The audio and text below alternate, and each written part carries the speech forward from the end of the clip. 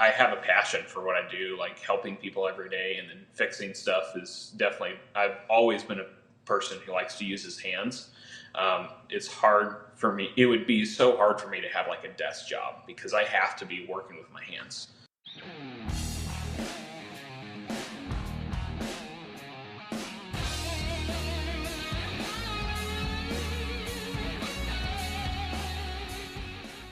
Hola, what is up, everybody? Welcome back to the Reliable HVACR podcast. If you're watching this on YouTube, make sure you're subscribed, like, comment. If you're listening to this over on the podcast, like Spotify, Apple Podcasts, Google Podcasts, wherever it is, it's a bit available on all platforms. Please leave us a 5-star review to help us get out to more people. I love doing this because it is good conversations with good people. Anybody is welcome. If you guys ever want to be a guest on this show, if you guys listen or watch any of my content, go ahead and message me. Come on, tell your story. That's what it's about. If there's any sponsors that want to reach out and support the show, go ahead and also reach out to me. My email's posted everywhere. ReliableHVACR956@gmail.com is how you can get a hold of me. Speaking of sponsors, today's episode is brought to you by my favorite CRM, Jobber. If you guys want to use a software that helps us boost our business, whether it's invoicing, quoting, scheduling, keeping track of your team, price lists, our maintenance plan is in there. Now they help you with marketing and running campaigns through emails, all that stuff. And you can talk to your customer through texting in the customer hub. They can request work. You never have to pick up the phone. They can actually request work online through text. You can tell them that you're on the way. All the stuff that you would expect from a professional CRM. If you guys want a free trial and discount, go to getjobber.com/reliable HVACR. Also, VETO Pro Pack, the best tool bags in the game. I know people tell me the first thing is always the price. Let me tell you, other brands that I used to get at the supply house never lasted me. So in that short amount of time, I was buying several of those bags when I could just buy one VETO Pro Pack tool bag. And if you want to go check them out, go to vetopropack.com. You can also get them at any supply house or place that you buy equipment. They usually have VETO Pro Pack, and they just came out with the MB3 Blackout, which I am super excited for because I actually had a hand in some major design in that bag, and I hope to continue to work with that. But I use the MB3 Blackout as my favorite. I also use the Wheelers. I use a lot of their tote bags. I even have something in my van that just holds bottles and miscellaneous things, and it's made by them too. They have a bag for every scenario, so you won't be disappointed. Go check out VETO Pro Pack. And if you go to their website, go to the customer profile. You'll find me in there. You can learn a little bit more about me, and you'll probably see a lot of these YouTubers and people on Instagram that you might watch in that section. And when you're ready to level up your business, you can join BOSCH Home Comfort Pro. When you sign up, you get exclusive deals, priority technical support, and free marketing and advertising resources. By choosing BOSCH, you can represent one of the largest HVAC brands in the market with over 100 years of industry expertise. Join today at boschhomecomfort.us/HC Pro. And a big thanks to all the sponsors that make this show possible and moving forward. You'll hear more from local HQ Marketing, NAVIEN, and DIVERSITECH throughout the show. And don't forget that I have another podcast/live stream every Thursday night, the HVAC Nights. You can find us on YouTube, Instagram, TikTok. It's me, Jake, and Curtis. You might know them already. And we just talk shop about our work week and life stuff. It gets crazy. It gets uncensored. It's a fun time. So come check us out live every Thursday on YouTube. And it's available on all podcast platforms later that week. If you ever want to keep up to date with anything that I use, whether it's tool recommendations, Camel City Mill socks have been really great for me, and the Huxley work pants. I have discounts for a lot of these things that I use. You can find them in my website, reliablehvacr.net. So like I said, tool link, recommendations, discounts. I got merch there. You can request stickers. I will have my arm sleeves up for sale soon, so make sure to keep an eye out there. And if you just remember to go to the website, you'll always keep up to date with everything. On this episode, we have HVAC.NATE. You might have seen him on Instagram kind of blow up there. He's been on TikTok. He said he had some stuff on YouTube, so I'll make sure to leave all of that in the description so you guys can go follow him and support. He's representing the Indiana area. So we talk about his early career, because if you didn't know any better, you'd figure he'd be doing this a lot longer than he has. He's still in the first few years of his HVAC career, doing the most he can, soaking everything up and turning out to be like a really good technician. So he's had a lot of experiences that have helped mold him and kind of be the technician that you guys have seen him. And if you haven't, we're going to get into all his experiences and story and the journey that he's taken. Enjoy the episode. Honestly, it's been strange month, because usually it's starting to get a little chilly here, so we're like actually making sense of the heating maintenance calls that we're running. But it's like the other day I got to a house and it was like 81 in the house, and her air conditioner wasn't working. I was like, I'm here to do heating maintenance. So you strange. Have the heating maintenance, but it's overlapping with the no cools. Right. It's crazy. But and that's happened to me too, because our maintenance, well, we don't even have heating maintenance here. And it's funny because I had a comment on one of my old videos. I guess I mentioned, because I think it was on my YouTube channel, it was like the field piece wireless manometers, right? Like how to use them, how to check gas and what is it, your static pressure, right? And somebody commented, I guess they're from my area, they're like, oh, that is the realest thing I've ever heard. Because around here, I had mentioned that in our winter, it's not really like that we need heating. It's just we open our windows and doors and we get free air conditioning because it's always so damn hot here. Right. So we don't have a lot of no heating, but I am on my AC maintenance. It falls in September, and it's funny because like I've been going out and I'm trying to rush because I've been so busy, and then it's like, oh, by the way, our AC is not working or this is not working. I'm like, I'm just here for the maintenance, but all right. And that's why I'm so backed up, because every day that I've gone to these maintenance, it's like I'm there the whole day trying to fix something else. I'm like, why did you wait? Why did you wait till maintenance? You didn't call this in earlier. Yeah. Yeah, it's a weird shoulder season that, yeah, it's just strange. And where are you guys located? What area do you service? I'm in northern Indiana, so like South Bend near Notre Dame, and we cover like anywhere from like out to Lake Michigan to probably about an hour and a half east of that, or east of Elkhart, Indiana. So our range is pretty broad, honestly. So. And you guys do residential work, right?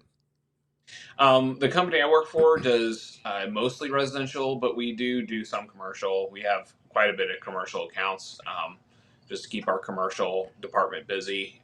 But we only have like 2 or 3 commercial guys, so it's mostly residential. Yeah. Oh, so you don't do commercial, any of those jobs? I dabble. You dabble? Have you been on a rooftop? Yeah, I have. Yes. So what do you enjoy more, the commercial side or the residential? I think I like residential more, just because honestly, like I'm a people person. I like talking to people. So obviously on commercial, you don't do that as much. You still do, but and that's what I like about it. Yeah. So I mean, yeah, just for me, I feel like I like residential more, just because I like talking to people. So yeah. And that's an important part, and that's something, and I've said it over and over. I was never good at the customer service side, right? Because I'm like, and I was like, oh, I'm commercial, I don't even need to do that, right? Like that's a residential tech's responsibility. I don't have to do that. No, you still have to do it in commercial, because you have managers, area managers, the owners, the people that come down and kind of evaluate everything, and the people that you gotta submit your bills and invoices to and everything. And I'm like, oh, okay, this is a whole other. It's not the same thing as a homeowner, but it's a whole other aspect of it, because you got all these people that you got to keep happy and make sure that they keep calling you, because that's another thing is Right. there's competition out there. What's going to set you apart? What's going to make them call you back? And most of the time is just taking the time to get to know them, the relationship, getting them to trust you. Like that's the For same sure. residential or commercial. It's the same on both sides. Yeah, it's interesting how those two overlap, but they're so different, like all the time. Like everything about them is different, except for the little things like customer service, like you said. Yeah. Yeah, because like my dad is ultimate customer service person. Like he is like the guy Oh, really? that goes everywhere and he is instantly everybody's best friend, right? So Oh, that's like cool. when I started, and it's, I mean, this goes back to like before he even had this company, because he started our company and he came from another huge company that's here in Texas, worked his way up because he didn't even know the food service industry, right? He got a chance to Mm. get hired there, worked his way up, started training other guys that, do what he does. And then he was like the manager for this location here, hiring guys, being in the office. And that's kind of what made him start his own business, is he hated being in Oh, the that's cool. office. So, you know, he's that guy. And when I started, I was just trying to get in and out, do my job. I was good at fixing things. I was not good at talking to people. And I saw it firsthand from him when I started riding along with him, right? Like, oh, okay, ask about their day or ask about their house business. Hmm. How is your family? Little conversation starters. And, sure enough, everybody wants to talk, right? Like that's just the Yeah, nature right. of people, is like you ask them a question, they might not come to you and talk to you, but if you ask them a question on an interest or anything like that, boom, you spark a conversation there. This podcast is presented by Local. Local works tirelessly to help HVAC contractors rank higher on Google. They use an attack methodology to make sure that contractors dominate their local service areas and increase their market share and generate higher revenue. Reach out to Local at localhq.com/reliable. Mention me or the Reliable HVACR podcast, and you'll get 2 months of SEO for free. I get that side of things. Like you're kind of there to do a job, and it's hard to kind of take the time to strike up that conversation with the person. But that goes back to the customer service thing, and then it's just cool the connections you see from that. Like it's like, oh yeah, you like this, I like this too, and it just strikes up a nice conversation that you can have with someone that you maybe wouldn't have had if you didn't push yourself to do something like that. So that's cool. No, and I've had that. I've said it before. I've had complaints, like actual complaints to my dad, where they call him and they're like, he was here, but he didn't talk to us or he didn't say anything. I'm like, shit. Okay, I didn't know I had to do that. Right. Yeah, it's almost like expected, honestly, like on a residential side of things that you like have a conversation with the customer. That's Do you have interesting. the customers that like stick by your side and kind of talk through like when you're actually working? Yes, and I also have the customers that watch over my shoulder and don't want to make conversation either. That's They always just they fun. just want to like Yeah, watch. they're sitting there with their arms crossed.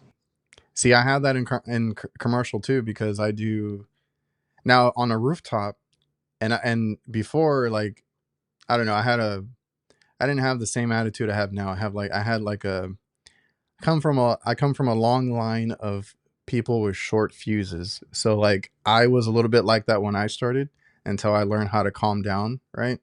And Right. so before, like if they ever question me on something, I'm like, hey, you want to come up on the rooftop? Like I'll take you up there. But most 90% of the time they're gonna say no. I think I've only had like two or three people actually go up there with me. Right. Right. But when I work in the kitchen, that's a whole different story, because I work in kitchens, I do coolers and freezers and all that stuff. And I've had a couple of those that just, their arms crossed, or like, looking at what you're doing. And I'm like, and sometimes they'll be like, are you doing that right? Are you doing this? I'm like, I'm the trained professional here. I think I know what I'm doing, right? You just got to watch what you say to them. Right. For sure. That's funny. It's always fun getting questioned by people who called you out for the service. Do you get It's a just lot of funny. people that are like DIYers and try to do their own work? Yeah, for sure. It's funny going to a house and like seeing everything messed up, and they're like, "Yeah, I called you out because I tried this and this and it didn't work, so that's why you're out here." I remember once I went out to a house and they're like, "Yeah, I think the circuit board was bad, so I took it out and took it to a supply house and tried to match it. They wouldn't give it to me, so I came back and here's the circuit board, and they gave it to me. I'm like, wait, so like all your wires are just hanging inside your furnace right now? I went to the furnace and sure enough, the circuit board's gone and all the wires are everywhere. I'm like, oh my gosh, this is wonderful. Did it, did it take you a while to get that back together? Yes, it did. It Now, did. now on a DIY, I mean, I guess there's a good reason or that's expected. Like they try to do it, they messed it up. That happens here and there. Right. I've actually seen that going behind other companies where that company, Mhm. and it was the same thing. It was a Linux RTU. This is the one that I famously always say almost kicked my ass because this customer had me out there and like they had four RTUs. I think damn near every one of them was down, right? These Gosh. were Linux. I can't remember the tonnage, but there was a Linux unit. They're all the same, and they had like three compressors in them, and they were big systems. And I go up there, and I'm like, okay, and then like you open up the cabinet, wire nuts, all the wires pulled from the boards, and I'm like, what did I get myself into? Gosh. And like I said, it almost kicked my ass because I a few times straight up wanted to say I can't fix it, I can't do it, Right. but I sat there. It took me a couple days to get to every one of them and just read the schematic, and I'm like, okay, what were they trying to do? Where do these Hmm. wires go? Putting everything back because this. I don't know if you've ever worked on the like commercial package units, but like the Linux ones are like that's a lot of stuff. There's the boards, the Yeah. compressors, the contactors, relays, like wires everywhere. So like that one took me a while to put back together, and that was another company that did that. So like a DIY homeowner, I get it. Another company, I'm like, what the hell were they thinking? Right. Well, that's always fun when you see something like that, and then there's no wiring diagram as well. Like, oh my I gosh, what do you tell do? Yeah, because I had a well, that's usually when I help my guys out, right? Because I had a call the other day about I think it was a defrost timer or the delay or something like that. And he's Right. like, I can't find the wiring diagram. It's like rubbed out, right? I'm like, all Hmm. right, like start checking here to here. You should have voltage or the like everything's like I always tell people when I learned or when it clicked for me is like when I learned everything is just like a switch or a safety in between all Yeah. these major components, right? Because Hmm. on his it was a timer. If you know how a timer works, when it goes in and out of defrost, you're good. If you have voltage Right. here, you're good. If you don't have it on the other end, something's going on. Or a pressure control or whatever it is. They're all just safeties. I mean, Yeah. switches. Right. Now we're getting into the age of electronics now, which is a little different, but those are just relays and switches on a board. Yeah. Right. Except when Yeah. except when one of those gives out, you got to replace the whole damn board. Right. Yeah, it's interesting to see where the industry is going in that aspect too. Like all the extra stuff and sensors and like, for instance, the what is it called, the on the new refrigerant on the Yeah, evaporator coils, it has that leak sensor. I was That's about it's to just ask you, crazy. have you come across any of those yet?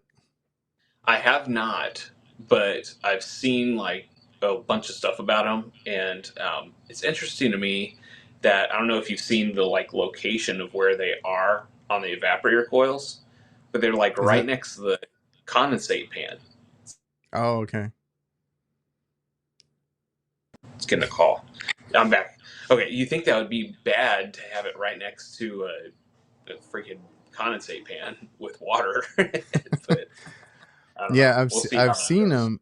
I've seen them. I heard about them when they were coming out, and I was like, okay, like, and then that's a whole other conversation too. I kind of actually wanted to do something on it at some point because like that is it's R32, and there's another one. I don't know if it's 54 or something Yeah, like that.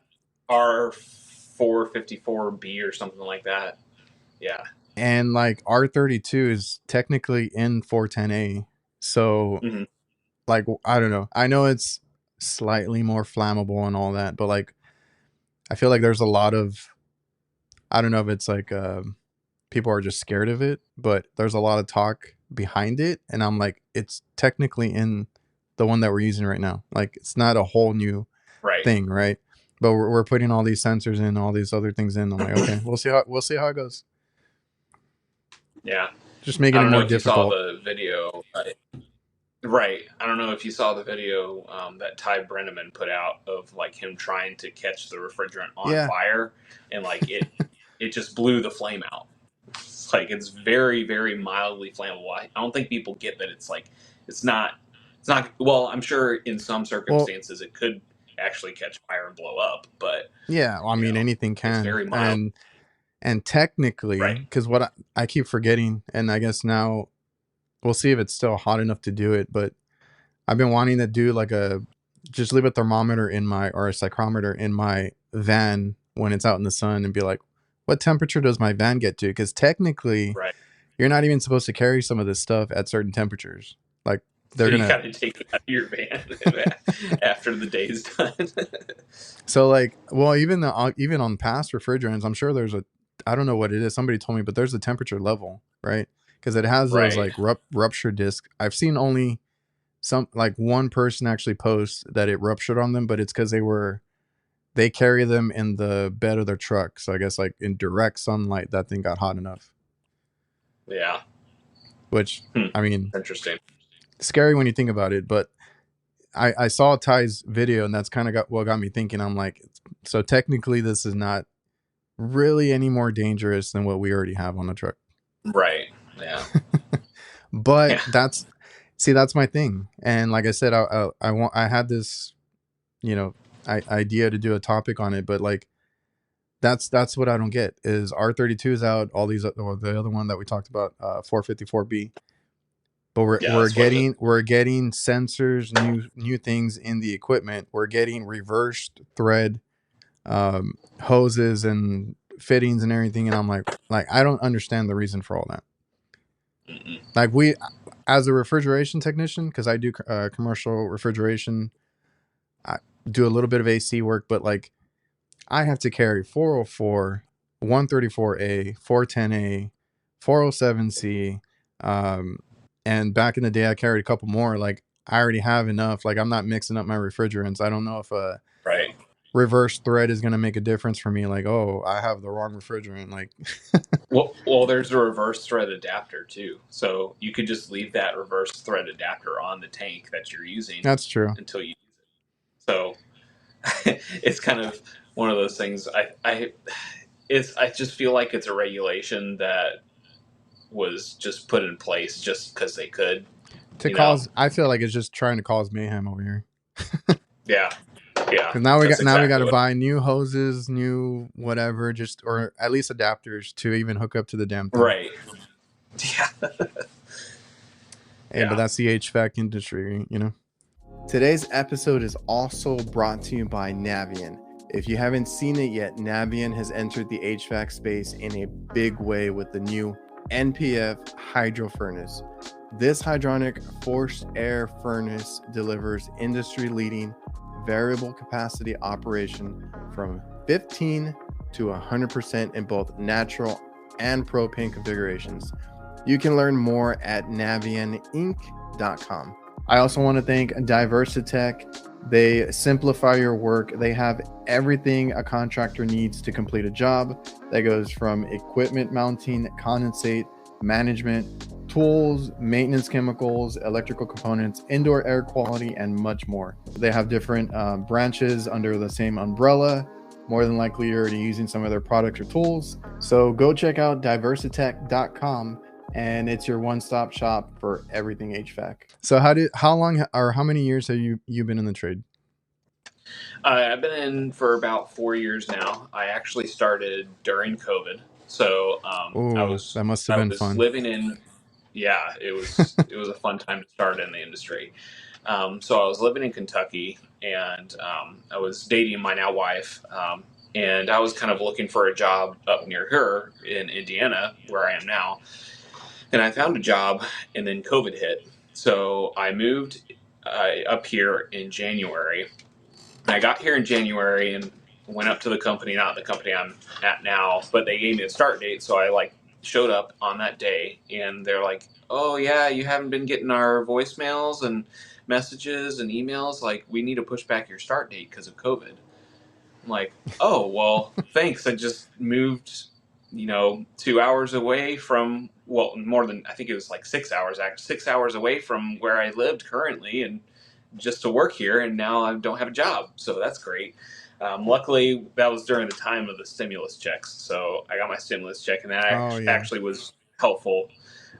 But I was trying to find jobs other places and couldn't find jobs, obviously, any other places. And eventually I got hired there, like, I think in March of 2020. I think. No, it was May of 2020. Okay. Worked there for about a year and then came over to the company I'm at now. And I've been working here ever since. So what was that like? Because we're like I know HVAC in general, because even like because I work at mostly restaurants, and obviously hospitals were still busy then. Like restaurants were still open, Right. curbside, drive through, everything like that. So we stayed busy. Like I always tell people, I've never had an issue. We might have had like a week off or something like that, just to figure out the curfews, Right. the regulations, whatever they were trying to push, and then we were back to work. So like with you being like brand new, freshly hired, what was that experience like? As far as like, because you have to go into people's homes. Like, was Right. that like a difficult thing to get or start in? Yeah.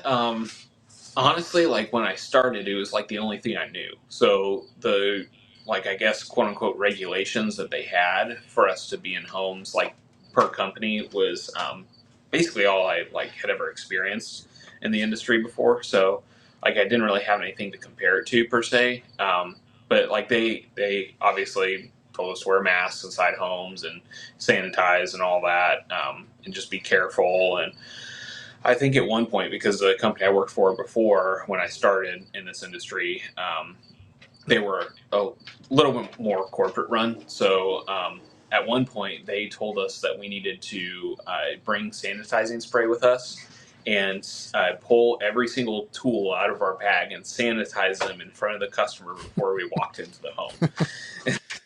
It's just funny looking back, like the little things that businesses were trying to do to like set themselves apart from other Oh yeah. businesses for customers, and it's just like looking back, that seemed so over the top to me. I don't know, but I mean, I guess some people were really nervous, and for good reason, because some people were dying, but it's just funny to think about all the stuff that The we do extra now.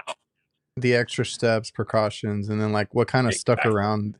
Um, Right. yeah, because I've talked about it with Jake and stuff, and he's like, we're having to wear the mask all the time, and he's like, I got yelled at for, like he was in a restaurant trying to have a drink, and like somebody yelled at him. He's like, I'm trying to freaking eat here. Like it was just It's a like I'm weird, eating. yeah, it was just a weird time, and like, Yeah. I don't want to get too into it, but like it was just a weird time. I worked at a hospital, so that was my worry, is like I'm in somewhere where everybody's sick. Yeah, So that's um true. now, because of that, I do carry sanitizer more often than I used to. I never used to worry about that kind of stuff. I was somebody that never just, ever got sick. So I had a Hmm. pretty good immune system, I believe. And after that, I'm like, okay, like anybody coughs, I'm like a little more cautious, right? But uh, Yeah. I mean, it turned out fine. Everything is back to where it should be. I did like that curbside is like a thing now, because nobody had Yeah. that. Yeah. Everyone's like antisocial now, so like curbside pickup is amazing. It's funny because I have well, like like Target has built, I don't know if you have that, but like a huge thing in their parking lot where it's just all pickup. And Yep. I didn't know you could actually return in that curbside too. Like if you have a Oh, return, you really? just pull up and give them the Wow. bag and they take it.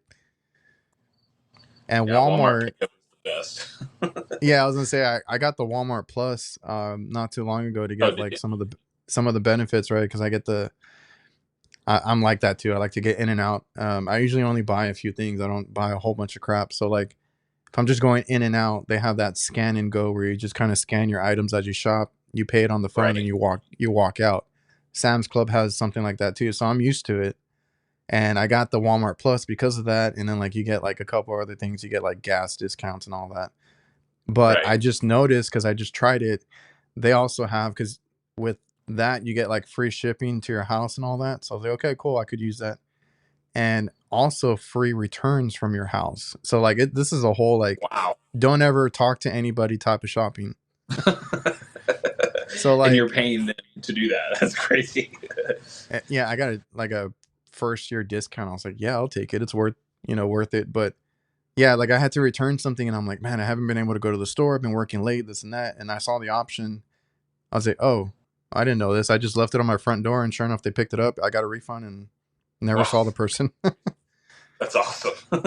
It's weird. It's just the times now, right? Like a lot of it Right. was because of the COVID thing and it just stuck Right. around and they kind of grew on it. And like my girlfriend uses a HEB. Well, in Texas we have HEB groceries Hmm. and curbside is just free for everybody now. That's so awesome. And That's yeah, cool. you always see it full of people. Like nobody likes to get down anymore. Right. But I will be very pissed if I like when you buy meat products or vegetables and they give you the crappiest one. Oh yeah, for sure. And they always do That's the dumbest like substitutions too. That's another thing. I hate that. Yeah, Yeah. I always just put no substitutions, and sometimes I'm like, oh no, I'll just get down. Like screw this. Right. Yeah. Yep. But so then you got in during COVID. Was there any? Did you have any difficult customers during that time? Like anybody that just did not want you in their house?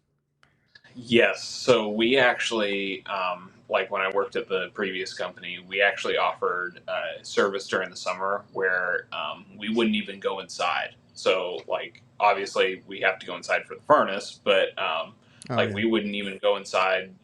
We would leave a filter at the door and we'd go out to the outside unit and do what we needed out of the outside unit, and that's what we would do. And I had people that like wouldn't even open the door to grab the filter from me. They were just like, leave it at the doorstep, go do your thing outside. It was crazy time. So, yeah. I remember doing that with like the food delivery during that time because like that was just a weird time because like I was in a I was living in an apartment at the time, right? So like mhm. I saw just nobody. So anything I got like food or anything like that, because like that was during the time everything was closed. It was so weird because like they would just leave the food outside. You never hear anything. They're just like it Right. just said delivered. So I can imagine I didn't think about it on the service side of HVAC. You're doing that contactless service. I didn't even think about that. Leaving the Hmm. filter, just working on the outside unit. Um, most times you don't have to go inside unless there's an issue inside on the indoor unit, but at weird Right. times. Well, my thing too is like, I mean, obviously, when you're checking like refrigerant charge, um, like it's good practice to try to get like a wet bulb reading, at least Yeah. to see if your superheat's good. So like we couldn't even do that, and You just have to we trust the were customer, like change their filter at least. right. Exactly. So like you gotta figure out how to do that without the indoor readings that you normally get. So yeah, it was interesting. So how did you learn the trade? Like prior to that job, did you have any experience? Or were you doing something else? Um, very very minimal. So when I was in college, during the summer period where I wasn't in school, I worked in an industrial HVAC company just as like a summer help, and I was on factory roofs, changing filters, belts, just basic maintenance stuff, cleaning coils, stuff like that. And it was the first job I had ever had growing up where I was like interested in what I was doing, and I would get up like early to go to the job, obviously. Sometimes like 5 o'clock in the morning, and I was like excited to go to work, and that was like the first job I had had where I was excited, like I'd worked in other just random retail jobs, and you know how that goes. Retail is retail. So it was just interesting to like be excited about my work. And I would ask the people I was with questions all day long about like how the unit worked. And at one point, this one guy turned to me. He was like, "Are you going to like do this, or you just like asking questions, to ask questions?" And You just like to bother me on my job. right. And at that point, that's when I kind of realized like, hey, maybe I like want to do this. Um, so that's when I started like looking for jobs, and I was going to school, to business school. I was So gonna that say, kind what of, was, because what you did this during, like, or while you were like in the summer between school and all that. What were you going to school for? Was it yeah, I was business? going for business administration. So I did that for like 2.5 years, and I'm not really good in school, so I stopped that and then started working, trying to find a job in HVAC while I was working, and I And eventually how did got you a. get? Well, I'm sorry. How did you get that initial, like, being a helper on that first gig that you had?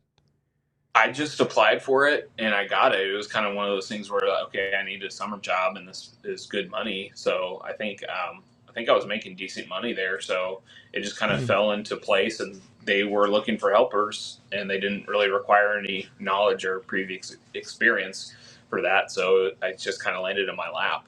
So honestly, Awesome. I kind of just fell into this industry. So Yeah, I get that a that's lot. I'm like, how did normally you get in? I normally just the story. accidentally got in. Yeah. Yeah, that's normally the story that you hear from people is like just either they're generational like you are, or Gil is, or you just kind of fall into it. So I definitely fell into it, and I'm happy I did because I mean I I have a passion for what I do, like helping people every day, and then fixing stuff is definitely. I've always been a person who likes to use his hands. It's hard for me. It would be so hard for me to have like a desk job because I have to be working with my Well, hands. like, yes, like I feel like a lot of people in this trade, and I mean, it's not a bad thing. Like, I can't sit still. I can't be at a desk. I can't be on the computer all day. I can't be Yep. in one location all day. That's why I do like that for my commercial job. I do travel. So we service about 2 hours each way. Sometimes it's a pain in the ass, but like usually I like to be going, moving around, getting to different places, seeing different units and all that. So Yeah. like, that there is something for everybody. And if you're, like you said, you weren't probably good at like I was good enough in school. I was pretty smart. That's Right. good. I just didn't like school. I didn't like, Mhm. you know, doing the stuff. And like for I did go to school for HVAC, and of course we have to do our what do you call it? The core classes, whatever, English, math, all that. I was like, I want to get to the good stuff, right? Like I don't need that. And it's true. Like sometimes you don't need, unless you're going for a specific career and you're going to do stuff like that. You're going to be a teacher, English teacher, whatever it is. Like, okay, you need that. But like even right now, because I know you have kids, but I have a 10-year-old, right? The homework he's Mhm. getting, I'm like, what the, like, dude, what is this? Like, It's yeah. You like. I mean, I don't have any kids in school right now, but I mean, I've okay, definitely heard about like how the education system is going, and it's just like, I mean, my dad was a teacher for my whole entire childhood, oh, so like I kind of got his perspective of things, and we were homeschooled actually. So like he was a teacher, and he put us into homeschooling because so he you knew got, how the system was. So oh, so you guys were homeschooled, hmm nice. yeah, But it's because like my son, and I feel bad. I feel like he gets a lot of it from me, like the forgetfulness, the ADD, all that kind of stuff. right, And I can see it in him. I know he's smart, but he can't concentrate. And I'm like, man, I've been there before, right? So right, like, I fell into this trade because of my dad.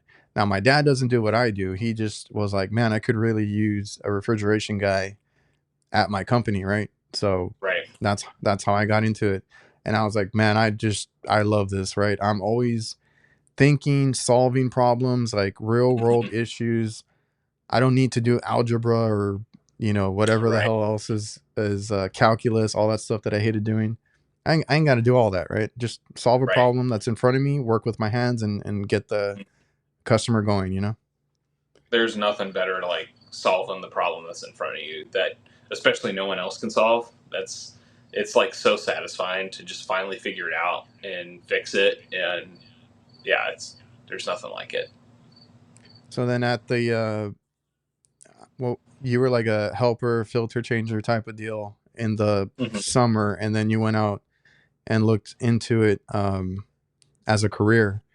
Did Hmm. you do any type of schooling for HVAC, or were you just learning and absorbing on the job? I just learned and absorbed on the job, honestly.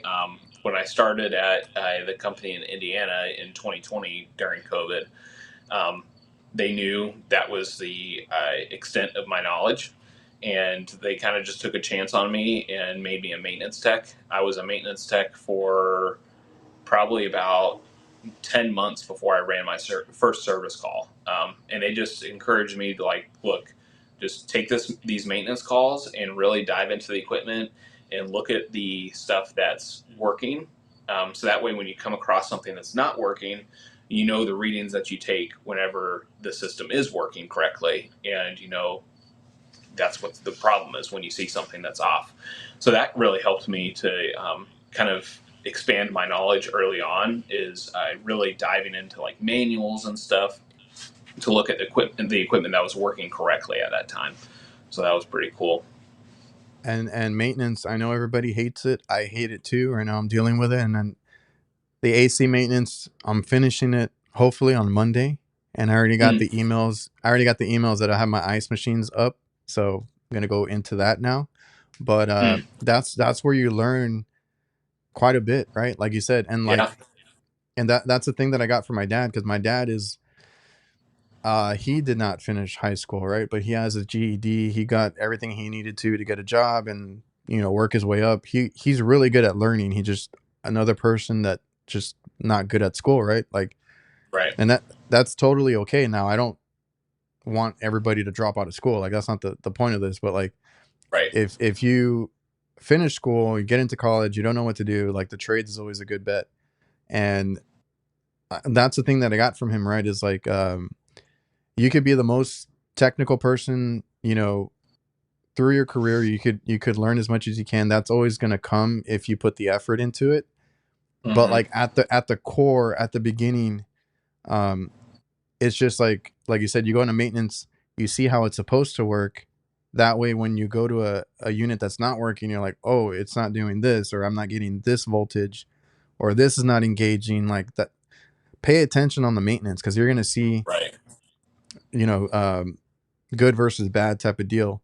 And you know you're going to get familiar with the units. That's the best thing about maintenance, is if you go in there just changing the belt, just changing the filter, like you're not going to learn anything. But like if you look around, inspect, I always tell people that too, like pay attention Hmm. to how it's working. And then like if you have several units, that's another thing he taught me, right? Like he doesn't know HVAC. I've gone to places where they have the same unit like three times, right? They have 3 units, 4 units, whatever it is. And I'm like, I don't know what's wrong with this one. Go open up the next one and look at it, see what it's doing, get a reading off the one that's Right. working. There's all Yeah. these little like tips and tricks you could do. That's how you kind of set yourself apart, like early on as well. Is just like paying attention, and like you said, like doing a visual check on things and just making sure everything is kosher. I mean, the more you get into it, the more you'll see that equipment that is working, and then on a maintenance, you'll be able to catch problems, and that's the way to set yourself apart to the company you're working for and to the customers that you're dealing with as well. So, I don't want to say it's as simple as, but like one of the main things you can do is just it's just effort. Like if you want to set yourself apart from like the everyday tech, it's just the effort you put into it. So I know right. you mentioned manuals earlier. That's what I did too. I read manuals after work, or like if we were putting in a new system that I've never seen before, I looked up the manual. I'm like, Hmm. okay, they want it installed like this. This is the sequence of operations, especially like on ice machines and stuff, they're all different. So this is a Right. sequence. These are the times. These are like this and that. So a lot of little things. And like you said, you go to a call that nobody else could figure out, and it was right there in the manual the whole time. Like nobody else read the Mhm. manual, but you did. Yeah. You figured it out. And you know what the customer is going to say? Like, well, the last guy didn't do that. Like, okay, well, I'm not the last guy, so Yeah, I used to. RTFM. Yeah, I used to be like, well, you know, this company. I used to. I don't. I like. I always tell people now, like, be confident but not cocky. I feel like I was a Right. little bit cocky when I started. Right, like I came out Hmm. of school, like I thought I knew everything, and then if I went behind a company, I'm like, oh, this company didn't know what they were doing, this and that. But now Hmm. I'm just like, you know, I do my job, and it's like, you know, whatever the customer wants to say, like, I'm like, I don't know what they were doing, but this is what it was. I'll explain to you, you know, what exactly what I found and what we did to it. And I'm just, I love fixing things. So like, I'm a service guy, you know, end to end. I don't, we sell when we need to, but I'm not pushing sales. So like, I love Right. the satisfaction of fixing something. So that's something I got from my dad too. Like we work on like really old equipment and we can get it going too. It's up to the customer if they want to replace it or not. Yeah. Right. I think it's important to give them that choice as well, because I mean, honestly, people are more likely to buy if they have a choice. So. It's funny. It's funny like that because I fell into the trap of being always repairing things. Like I never wanted to sell anything. I was like, I'm gonna be that guy that always fixes everything. And Right. then sometimes it kind of like doesn't work out that way, right? There you Yeah. waste a lot of time. The customer gets you know their patience worse thin because you're changing out this part, and then oh, this part gave out, and then this part gave out, or Mm. you know, so then it's like, why didn't you just sell them a new unit? So like I've had to Right. find that, you know, uh you know, that fine line of like, should I repair it or should I sell it? So like recently I had this one, no, this one wasn't a maintenance. I got called out to a customer that we used to have, didn't hear from them. Now we're getting like all their calls again. You know, they always try to try somebody else and then they come back. We have that happen like so many times. So I get there and I'm like, okay, what AC is not working? And they're like, oh, both. Like they're all not working. I'm like, okay, like Okay. I don't think they gave out at the same time, but all right. I went up on the Right. roof and I was like, I got to be here all day because I had maintenance scheduled that day too, and I was trying to squeeze it in. So I had one blower motor gave out. Okay, cool. Shorted out. Let me get you a quote. The back unit is way older. I forgot to check the year on it, but it was an old train unit, and the compressor sounded like rocks, kept overamping and tripping out. I was like, okay, it at least needs a new compressor, but then it needs like a new disconnect with all the a lot of the wiring was shorted out too, like a lot of bad wiring. I was like, by the time I change all this, the contactor, a few other things, the coil is in rough shape. It's all bent in and stuff. So I was trying to get them a new unit, right? And then sure enough, they are on a budget right now. I'm like, okay, let me get you a price on the compressor. I really don't want to do it, but you know, I'm going to give them the option, replace Right. or repair. Now, if they repair it, I can't guarantee too much on it. It is what it is, right? It'll get you Hmm. another 6 months, another year. I don't know. Maybe 5 years. I don't know. Right. You try to check everything. I'm sure you try, like you said, you try to check the wet bulb and your charge and all this. Like a lot of the Mhm. newer techs won't do that. I get after my techs sometimes when they're like, that they only check their suction pressure. I'm like, that's like a quarter of the system that you Yeah. checked, right?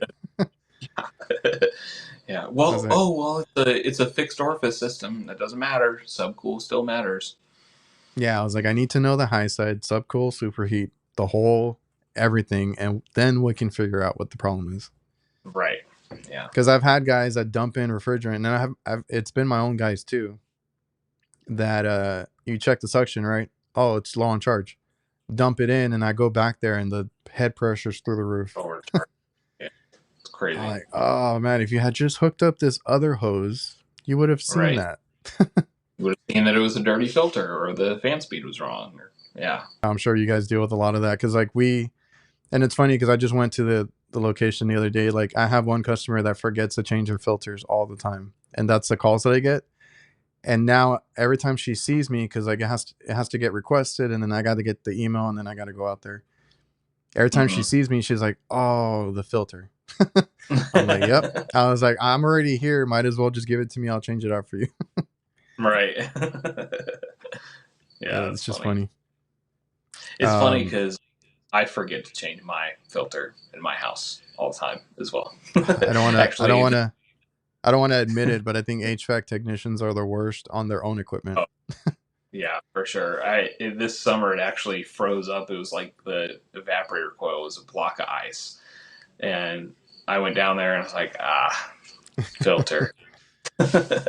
We get on the customers about all their stuff, their filters and everything, and then we come home and I'm like, "Oh yeah, forgot to change that." Right. We're too busy working on other people's stuff to worry about our own stuff. That's what my excuse is. Okay, so then you got into it. You learned on the job strictly. So did you have good mentors? Did they kind of walk you through and show you? Because I had a mix of both. I had some that Right. like this is a shortcut, this is a this and that, and then they looked at me funny because I've had other guys that and because I had the benefit of school, right? So I knew vacuum, recover, like all these procedures to do a proper call, like on a compressor change out, whatever it was, where you open up the system, right? And Mm-hmm. I talked to a couple other guys that were the same way that they learned, some way or another. But then they get down to the field, right? You get a actual job, and it's very different from textbook and all that. So, like, if I don't know if you had better mentors than I did, because I had the guys that busted out the bucket recovery, the no vacuum gauge, no nothing like that, and I'm like, Mm-hmm. kind of have to bite your lip a little bit, and I'm like, Yeah. I know we're supposed to do it this way, but okay. I definitely had my fair share of both, right? At the first company I worked for, there were a lot more people who, I guess just cared more about like doing it as fast as possible. Yeah. And then when I went to this company I'm at now, they're a lot more centered around quality of work and making it last as long as possible. So I've definitely had my fair share of both, but like I said, I kind of got into this company I am in now, like a year into my career. So I was still kind of moldable, I guess. And there's a lot more mentors at the place I am now that do really good work. So I'm really happy for that and blessed that I get to be a part of something like that. So, I had the benefit of school, so I had that kind of education in the classroom telling me how to do things. And it was just about me being stubborn. Like I said, like if somebody else is working, I can't correct a veteran technician. They're not going to listen to me. I can say something, but they're probably not going to do anything. But right. whenever I had my own call, I brought everything to the roof. You basically bring your whole van up to the roof so you can do a proper change out, get that vacuum, that pressure test, everything going. And I was just stubborn about it that way. So I've always made sure that I do it. It's just it takes a little more work to do it the right way, but at least you did it the right way, and it was done. It'll only be done one time because I've gone behind a couple of coworkers and stuff before where they didn't change a dryer. I go back there, the dryer's plugged up, right, on a compressor change out. Like stuff like that happens when you cut corners. Mm-hmm. Yeah, for sure. I have a coworker that we're pretty close, and he's recently this summer got into the bigger change outs like evaporator coils and stuff like that. And we always talk about filter dryers because we sell Daikin. So some of the Daikin equipment that's a little bit older, we'll find like a leaky coil or something. But as you know, on Goodman and Daikin, Always. filter dryer is where in the outside unit. Oh, okay. So I don't yeah. do residential ones, so they have it in the Oh, okay. but they have it in the condenser then. Like those are So the you worst. can't pull it all into the outside unit and isolate it at the service valves. You I got to hate that. recover everything. I know it's so dumb. Whenever I do a change out like that, I'll always cut out the filter dryer and put in a little piece of copper where it was, and then relocate it inside. So if it ever has to be done again, then you don't have to pull everything out. But see, So that's what I'm saying. Like it takes more work to do it properly right, the first time, but at least you don't have to do it the next time, because exactly. we have that issue here at this house. I mean, I moved in a couple years ago, but when I moved in, this is a Goodman, so the evaporator leaked in the attic, right? They changed it out. It was Mm-hmm. under warranty, so I didn't have to deal with it. And then I was like, okay, they put a dryer in the attic, that's good. It's by the evaporator. That's how most people Right. want it. I go outside and I'm like, let me just peek in here. They didn't change out It the was, dryer. Yeah, it's still in there. so So they got two they dryers. have two dryers. Great. Now, the technician in me is like, I don't blame them, but like I would have preferred they cut it out, right? Like that's what I would Right. have done. Right. Well, my thing is like by Goodman and Daikin and Amana really putting those filters, and honestly, other manufacturers, Lennox is starting to do it as well. Um, if they put the filter dryer on the inside of the outside unit, that almost, well, it not almost, but it makes it more expensive for the Mm-hmm. customer to repair their equipment. You know, because I mean, otherwise we would just pull it all into the outside unit and not have to charge them for new refrigerant if that was the case. But I mean, can't really Making speak to what That's what manufacturers I'm choose saying. to do. A lot of these new things is like just causing mayhem on the service side, because Right. even on like stuff that I do, the walk-in coolers and freezers, stuff like that, I love when it's a leak in the evaporator or a TXV leaking or power head messed up, whatever it is on that, because I can pump it down, do what I need to do. And usually the dryer's outside of the condenser, like all that Right. is easy work for me, right? But like you Right. said, if they're making it now on residential systems, like where it's in there, I look at it. That's why I said, like, the company that came out, like, I don't blame them. Like that's a lot of extra work, and they were doing a warranty call at Mm-hmm. that, and I'm like, I don't blame them, but I hate that they did that. So like, Yeah. it's a lot more work dealing with that kind of stuff, and they're I guess they do it just to ensure that there's a dryer in the system, right? I guess Yeah. like it's already Right. built in, but then they don't think like, oh, it's gonna break down. It has to be worked on. Like they don't think about that. Right. Well, my thing is, why wouldn't they just like add a stub? I guess that would make shipping harder, but you see what I'm saying? Maybe like add a stub or something that had like a mechanical joint on the liquid line or something like that. You know? I don't I know. don't Some know. of these manufacturers, including tool manufacturers, should get with us in the field so we can figure out this stuff. Yes, for sure. Yeah. But yeah, because well, you mentioned Daikin. I deal with a lot of Daikin. That's what our Johnstone pushes. They do Mm-hmm. have a lot of leaking coils, though. I mean, they're cheap, good, affordable for the customer. But Yeah. I had a couple of compressors that blew out the pins. I don't know why. They just blew out. Wow.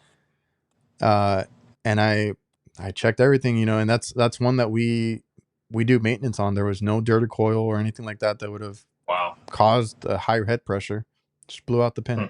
And we had another one that just recently blew out the pin, and I have like 2 leaking coils right now that I'm dealing with. Yeah. But I've heard the they're cheap. RTUs aren't very good. Yeah. The residential side is a little bit better. Their warranty on the residential side is pretty good. So, Well, that's what I do like. I mean, from what I've experienced. yeah, that's what I do like, since it's like, especially because I've been going to that Johnstone forever. Like anything with warranty, like they'll honor it, they'll take care of it. It's always covered, it's always good to go. So like that, I mean, I do like that. It's just I wish it would last a little bit more. For sure. Yeah. That's And everything nowadays. I had to deal with a bunch of new counter guys recently. So I had that one that blew out the pin on me. Mm-hmm. I was like, okay, we just installed this a year ago. Let me go just swap it out. I'll take care of you. All that stuff. I went there and the new counter guy refused to give me the compressor. I was like, dude, I bought it last year. I don't even know if it's a year old, but I bought it last year. It's under warranty. It has to be. So I had to go pull out one of the guys from the back, because all the guys that I used to deal with, they're all in the back now. They oversee, or I don't know what they're called. They're Mm. supervisors, managers, whatever. So I had to go pull out one of them, and I'm like, look, your guy does not want to give me this compressor. Can you go talk to him? And he's like, no, he should be, and this and that. I had to go out there, and he had to scold him, and he's like, just give him the damn compressor. And that's another thing, right? I have to build relationships with the supply house. Like everywhere you go, you got to build a relationship, because if they Right. had just told me no, and I'm like, okay, like leave, and I don't get my compressor, but like I said, I knew the guys there, and I was like, no, come on, guys, you got to help me out here. Right. Yeah, that's crazy. A year old and he wasn't going to give you the compressor. It's because he's like, oh, it's because it's asking me for a homeowner. I'm like, it's not a residential system. This is a RTU. I put it in. It's either under, just put my name or your name. Like, I don't know. Yeah. So then you've been on this 4 years, right? Like I guess doing what you're doing, service and all that. Do you Right. feel like you have a good grasp on it? Like, are you comfortable yet? I mean, you're going to be learning in this industry for as long as you're in it. I mean, there's always going to be new technology coming out or stuff that you hadn't heard before. It's always important to keep ourselves educated on stuff, you know. So yeah, it's crazy. That's a great question because no, I don't feel like I know much, but like Well, I mean, I feel confident to figure out problems that are put in front of me. But there's always something new to learn. there's always, and just like to be a good technician, like you said, always learning. So like, because I've been doing this 17 years, so it's been a lot longer than you. But Right. when I started, it was manuals. It was asking for help. I did not like to ask for help. That kind of hindered me in the beginning because I thought I should know this. I went to school and I rode along with whoever it was, which was more on the residential side. But I was like, I should still know this, right? So I didn't like to call tech support. I didn't like to call anybody. That changed after I got into some that I just could not figure out, right? So not only is it important to learn yourself, like obviously manuals or literature, or now it's easy, YouTube, whatever it is that however you learn best, right? Podcasts Mm-hmm. or a lot of them are educational now, really good. So like you can learn that way, but also ask for help. So like now it took me a while, but I'm like, okay, I'm gonna start asking tech support for help and trying to figure out problems. Because like even if you call tech support for something simple, like I had one that, because I tell people, like, sometimes you call tech support just to know about any common problems or issues that they've had. Because I had one that was a digital controller, and I was like, I don't know, like I couldn't figure out what it was doing because it's not in the manual. They're like, oh yeah, that code is not in the manual, but it's doing this, right? But it's obsolete. We had issues with it. We're gonna send you what we're using now. So I was like, oh, okay, cool. I would not have known that if I didn't call tech support. You gotta be comfortable like asking questions and just taking in all the information. Important to remind yourself like it's okay to ask those questions and okay to ask for help if you need it. So like for me, I always say that like the halfway point of my career, like, so it took me like 7 or 8 years to actually be comfortable. Like it does take a Mm-hmm. while to where I can be like, because like I had that conversation with Kenny, Refrigeration Man. I think you're on TikTok, Mm-hmm. right? I think you've seen him. Yeah. And Uh-huh. I loved the video that he did where he's like, when he started, going to a job site and you're driving, you're just paranoid. You're just straight up like, what is it? What could it be? You're like racking your brain Right. around it.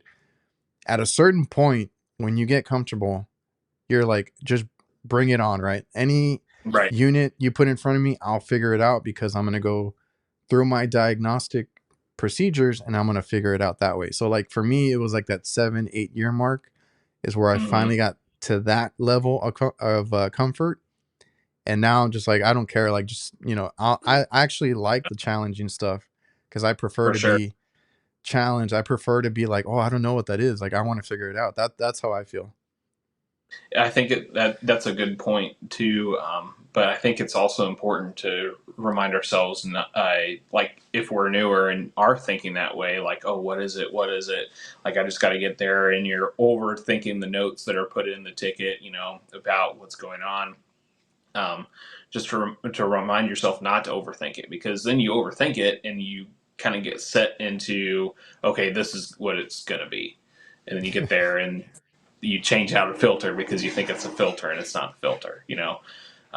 So yeah, I think it is important just to keep your mind clear of what you think it is until you get there and start doing your diagnostic The only process. thing you can do is look at the symptoms, right? And go Mm-hmm. from there. You can't like be like, oh, it's gonna be this or it's gonna be that. Right. Because I've gone behind a lot of people that condemn like a compressor or something like that.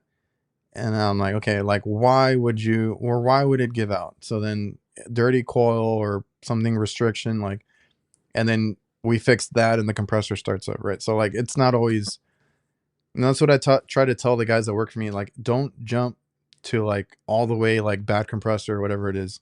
Like we're gonna go, it's always almost always something simple or a basic thing, right? Like you said, like airflow filters. um I usually try to hook up my gauges last, right? I was Mm-hmm. taught that it's usually like 90% electrical, right? Check all your wirings, check all this, and sure enough, you'll figure out that it's usually something simple. Right. So Yeah. for you, is there anything, because like for me, like I mentioned that other one that I always bring it up because it, like I said, it was kicking my ass. I'll never forget that.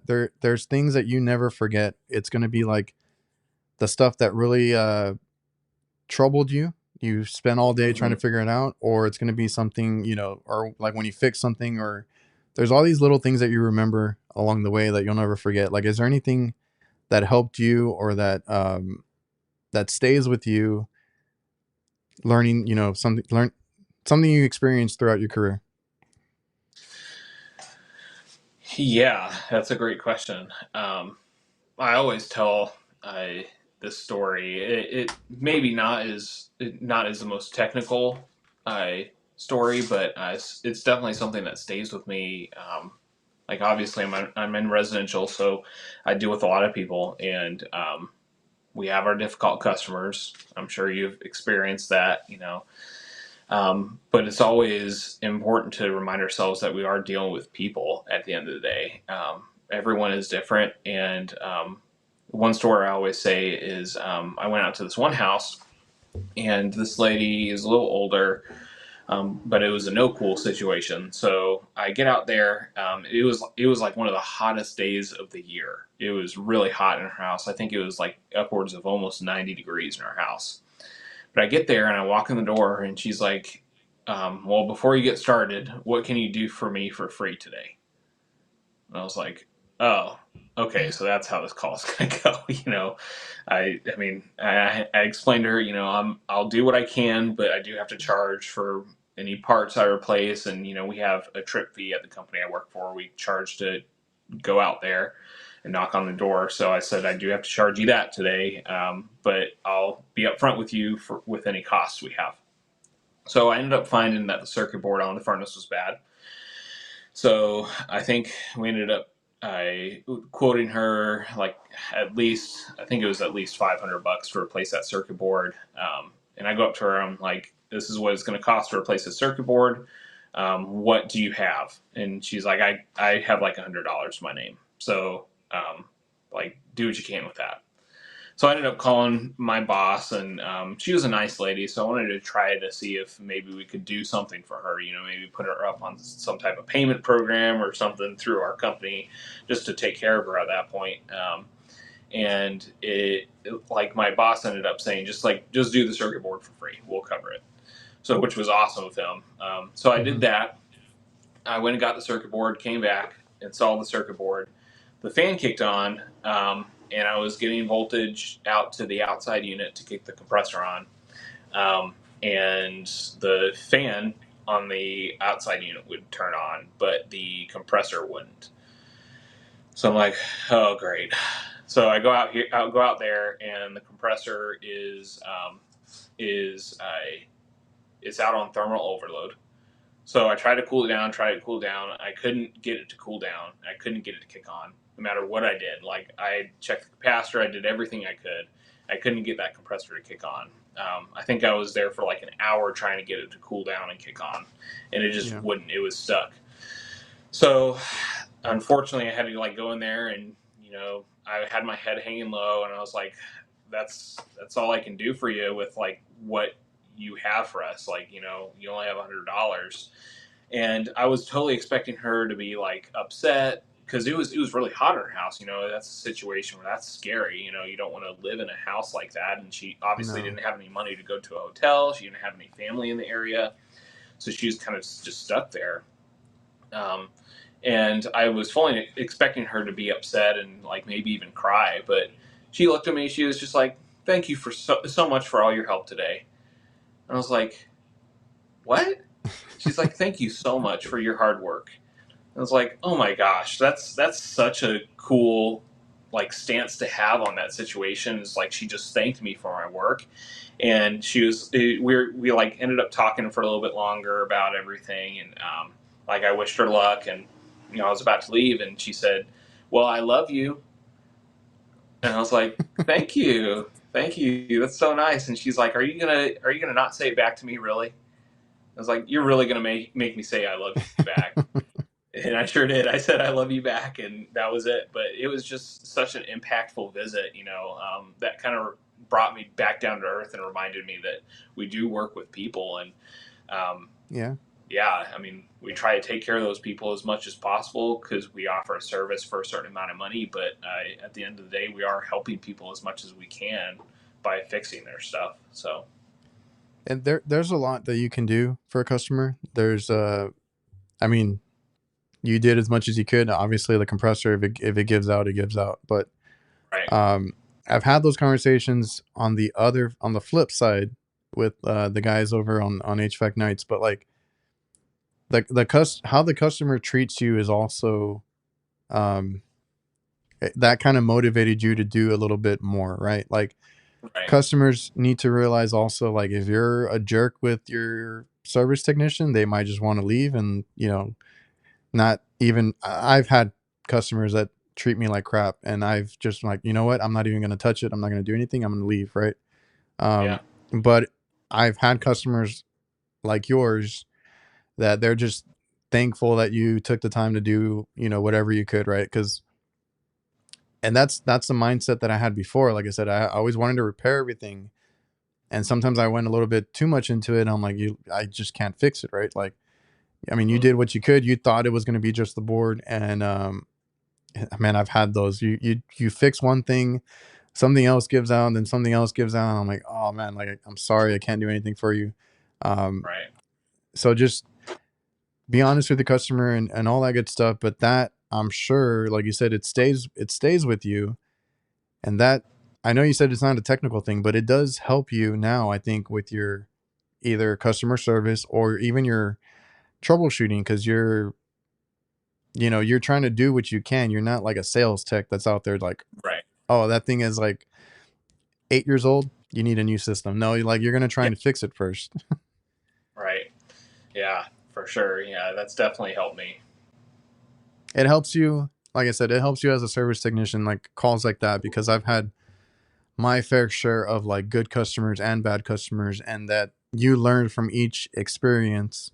um and any of them that are like impactful stays with you, and that's going to be the technician that become. Because I mean, you're only in Right, this 4 years. I thought you were doing this a lot longer, just based off of your videos that you do. But it's going to build your character and your skills as a technician.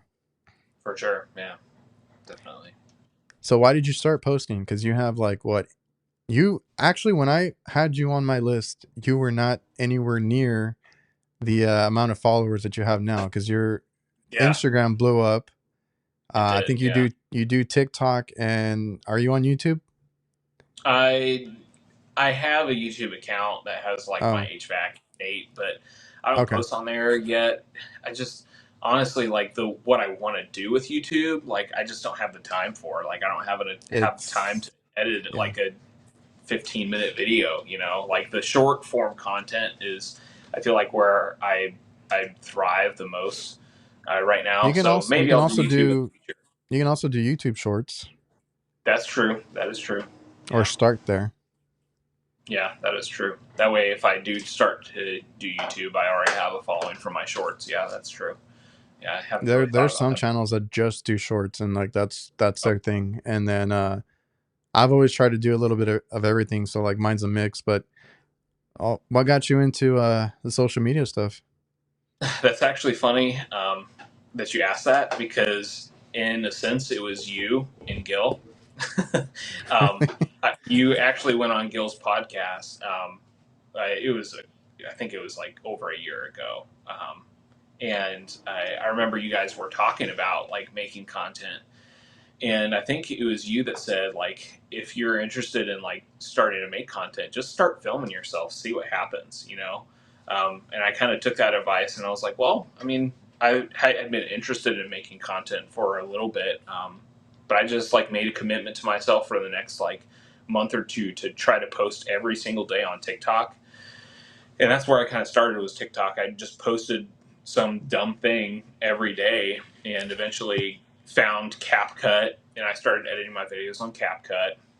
And then it kind of took off from there into where I'm now, you know? So, thank you for your advice and just starting to post. And yeah, that's kind of That where it started. that's the hardest part, I think, is like Mhm. just doing it. And then once you get into it, it's like a flow.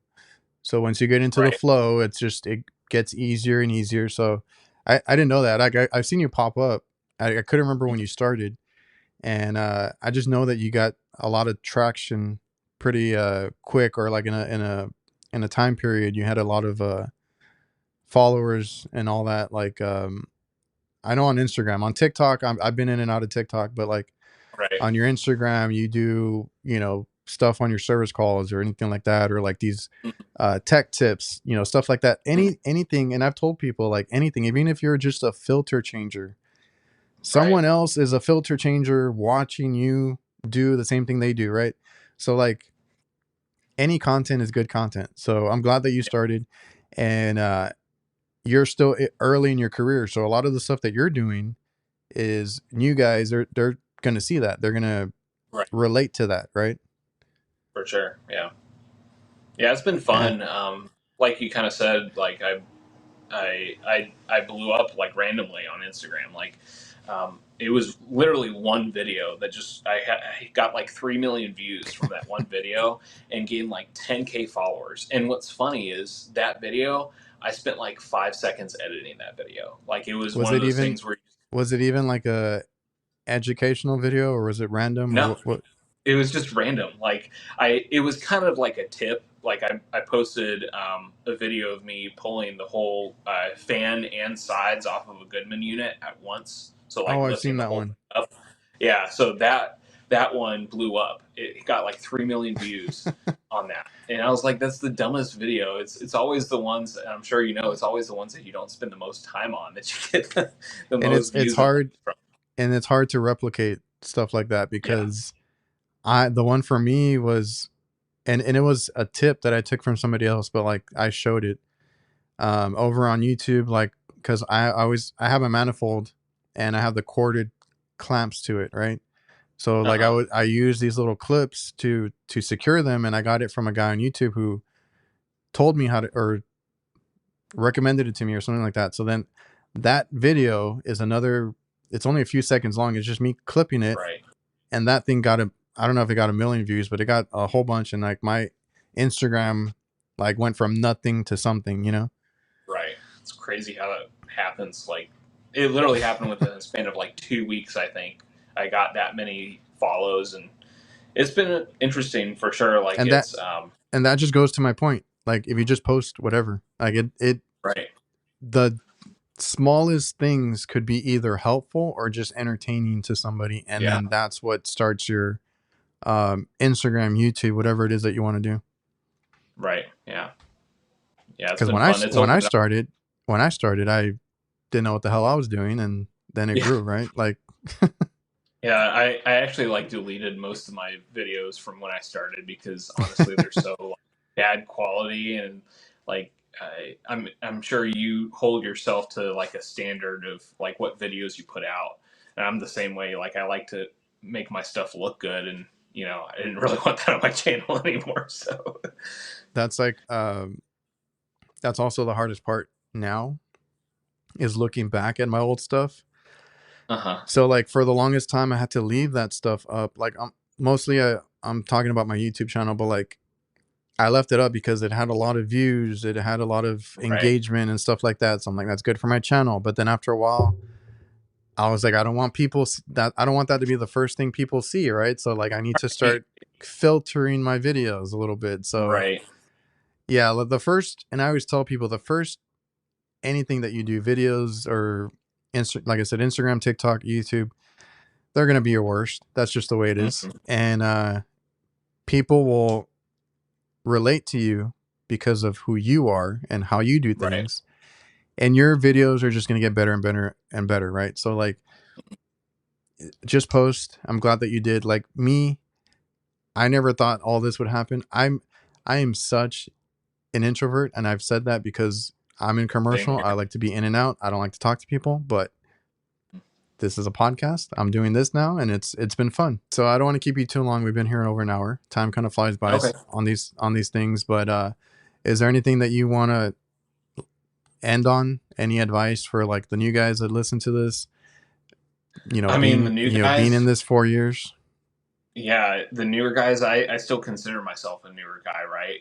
But I guess my advice to the newer guys is just like care, and figure out if you do care. And if you don't care, then maybe try to find something else because you got to really put in the work in this industry to be a good technician. And we have enough people who don't care. So if you don't care, then get out in a nice way.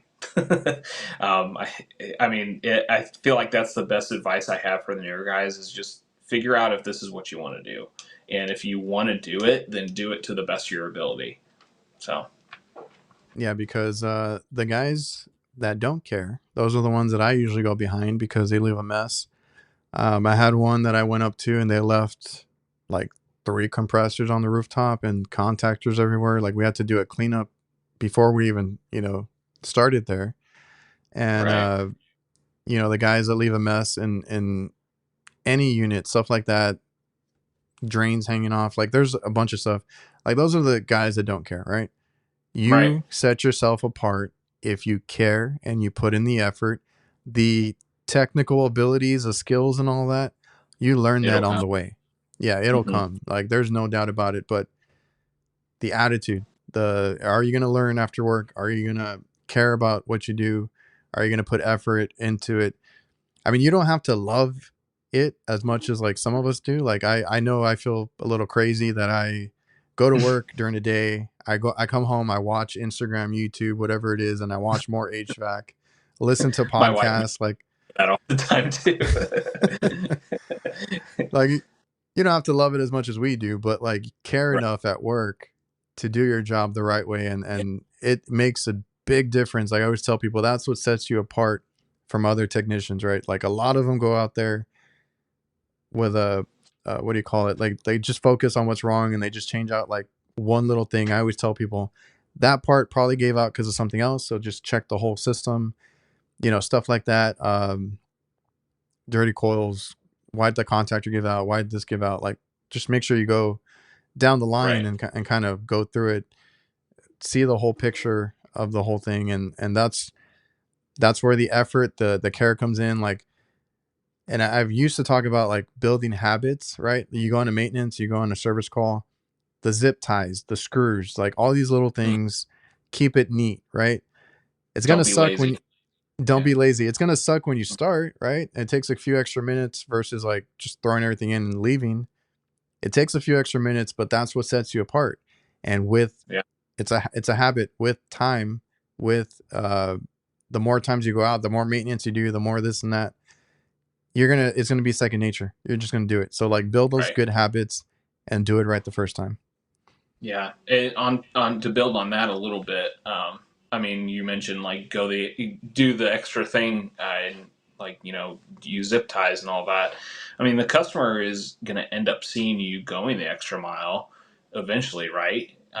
And if that's the case, if they see you, going the extra mile, they're going to be more apt to use you in the future and kind of prefer you instead of trying to go with a cheaper company. And that's when you can build your business and charge a little bit more for the higher quality work that you present to people. So You realize that, like, after you've done it, mm, even like, I know we run a business, but as a technician too, like, if you do it the right way, if you care about what you do, and you're respectful to the customer, you respect, like in your case, it's their house, it's their equipment.